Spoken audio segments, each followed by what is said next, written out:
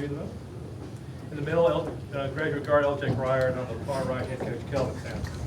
There's no mic on the left if you could swap. Milos, can you come around? All right, okay, yeah, if you mind. There's no microphone. I'm looking at that seat. Yeah, that's fine. Wherever there's a microphone in front of you, please. Okay. If you have a question, I guess raise your hand. I'm going to go here to Chris, Paul, on the far left, and we'll go from there. Kelvin, for this team to find a way when a lot of things weren't going right in this environment, what does that say about this group? Yeah, I mean our kids just kind of hung in there. We were doing the things that we thought we had to do to win. But Sharp is a 45% three-point shooter. He had a lot of really clean looks. He couldn't make one. Keeping them keeping them from scoring on the offensive glass, keeping them out of transition, and not turning the ball over. We've always prided on ourselves on taking care of the ball. At backcourt of Bradley and Love and Lewis, they're very handsy in a good way because they use their athleticism. They get a lot of steals, but we worked really hard this week in playing with the ball out in front of us when we got by them because they like to come from behind and punch it out. But sometimes you're not always sure what's going to work when you go into the game. You have a handful of things that watching film, you said, okay, I think we can get this, we get that. And then once the game starts, the game usually will tell you what will work, what will happen.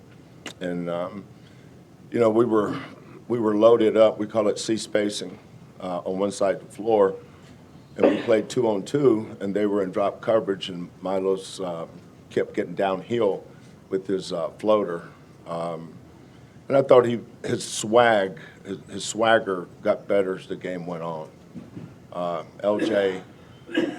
LJ's, he's in his second year in this program. He knows exactly how we play. Arizona's a good team. We're a good team. We just happen to come out ahead today. LJ, Milos, they went up 7 there in the second half, and then the next 12 points were the two of you. Can you kind of just maybe the patience there to wait for your shots to start falling and sort of how big that run was there? Basketball is a game of runs. We knew they was going to go on their runs, and we knew it was going to be a time where we go on ours, but the main thing was just having the confidence to take the shot. That's how you win on the road. You just got to be confident in your abilities and take what's there, and that's what we did. Was there a key for either of you guys, just the way you were able to kind of break through them offensively in the second half that wasn't happening in the first half? I think it was just being more aggressive. Sometimes we pass up shots to try to get a better shot, but it gets to a point in the game where sometimes you got to take the first look that's there, and I felt like later in the game that's what we started doing, just taking advantage of the first opportunity. Did this feel similar to the atmosphere to when you would come here with Washington State years ago?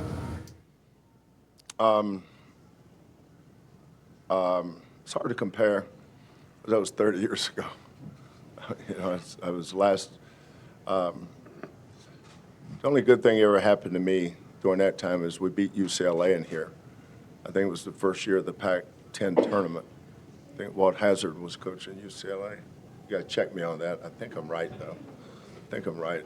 And then we won some NCAA tournament games. But,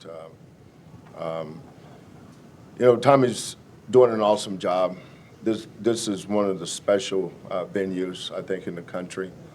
On the back east, they talk a lot about Duke's place, and rightfully so. Allen Fieldhouse, rightfully so. But there's nowhere quite like Arizona out here. It's a special place.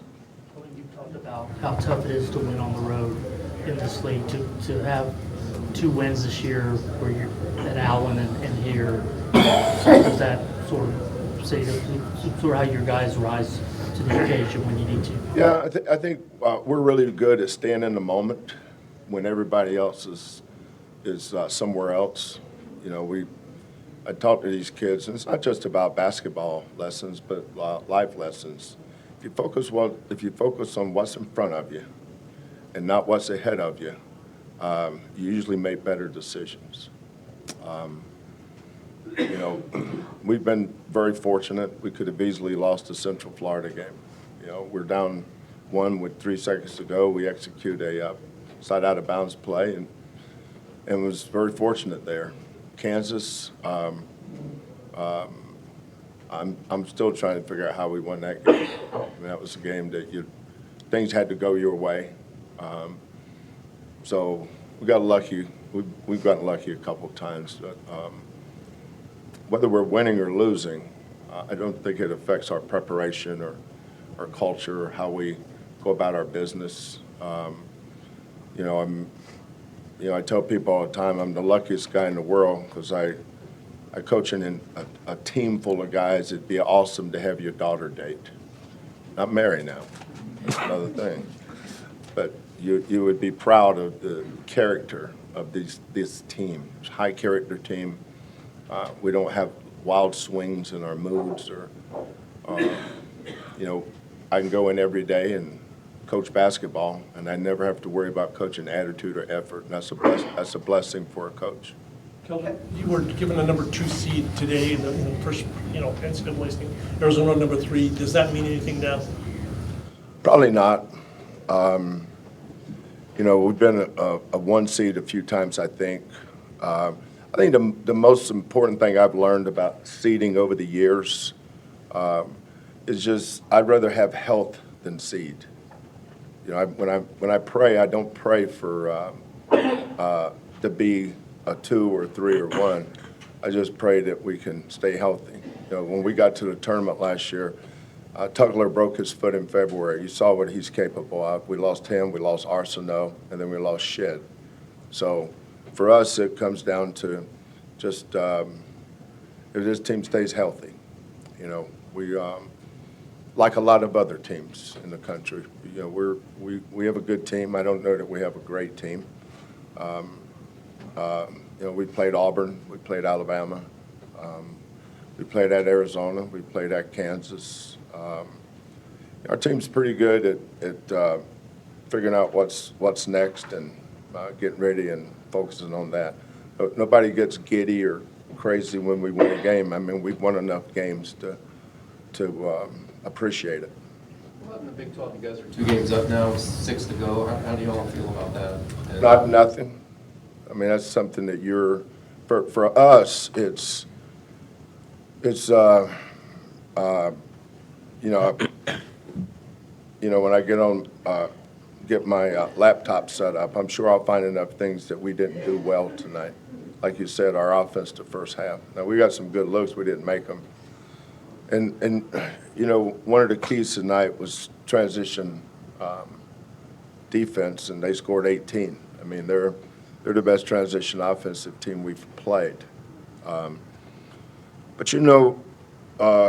one of the things that was really important for us was pace. We needed to get this game at our pace. You know, we talked to our kids in terms of 10-minute intervals, not the media timeouts, but 10-minute intervals. You know, if we can keep them somewhere around 15 points each 10 minutes, it's usually going to come out around 60. And if it gets into if it's in the high 50s, low 60s, even mid 60s, we think we have a good chance to win. Milos, your coach said that he felt like your swag got better as the game went on. What do you think he means by that? Just playing with more aggression. Throughout the game, he was telling me I might have to go get 20 tonight. So I'm just trying to do whatever it takes, honestly, to win. And then this team is so selfless. They want me to do that. So. Kelvin, by the naked eye, it would seem that you guys wear teams down late. Do you think you did that to them today? I think one of the things that I can't speak for them, but I think for us, You know, we emphasize so much the last 30 minutes of practice in October. A lot of guys wear down as practice goes on because they're allowed to. You know, our last 30 minutes of practice is no different to me than our first 30 minutes. Accountability is an important thing in a program. You know, there's not a lot of discussion when it comes down, you know, to how hard we play, how hard we compete. But that last 30 minutes, I mean, El came from Baylor and Milos came from Oklahoma. The fact that these guys are highly intelligent kids, whether it's on the court or off, they chose to come here. You know, I mean, they chose us, and we recruited them. They said, "Look, I'm going to Houston, and here's why." And they've both gotten a lot better in terms of competition. There's a big difference in playing hard versus competing. You know, the really tough teams will compete. And, you know, it's a 40-minute game. You know, they separated some from us. A lot of us, you know, they were making shots and we weren't. We're both getting basically the same shots. Bryant made a couple threes. Sharp was, what was he tonight from the three? Shooting 45%. He's one of the best three-point shooters in the country. He's 0 for 6. And I think he was pretty much open. But that's going to happen, especially when you go to a tough place to play. But I always felt like we had the game at our pace. I didn't know that we would win it, but I knew that if we kept spreading the ball around, you know, we exhausted him on our push series. We exhausted L and something else. We went to Juan. Terrence made 2 big free throws. Javier had 7 rebounds. JoJo was JoJo. I don't know how to explain him sometimes. But our team does a good job of staying connected, whether it's against Kansas or even Texas Tech. I mean, they played awesome when they beat us. I mean, hats off to them. They were awesome. But our kids stayed connected in that game. We just got beat. I got time for one more question. I got it. Hey, Coach. What do you think were the key factors to your guys' win, and then how do you guys plan to build on the strengths for future games? I think the biggest factor for us is we play the way we play. You know, how you saw us play is how we play just about every game. We're not always pretty. You know, if somebody were to describe our team, I'm not sure how somebody else would that's never seen us, but our kids understand what it takes to win, you know, no matter who we're playing or no matter where we're playing. But I think teams have to earn the right to win. I mean, at some point you have to earn it. And our kids, they practice the right way. They stay connected. We have no egos. And I think for us, it's continuing to control the controllables. For us, that's our defense, our effort, and our rebounding. You know, not everybody runs as well in transition as Arizona. But I mean, they're good. I mean, what's Arizona's record? 17-8. So what's their conference record? 11-3. Yeah, 11-3.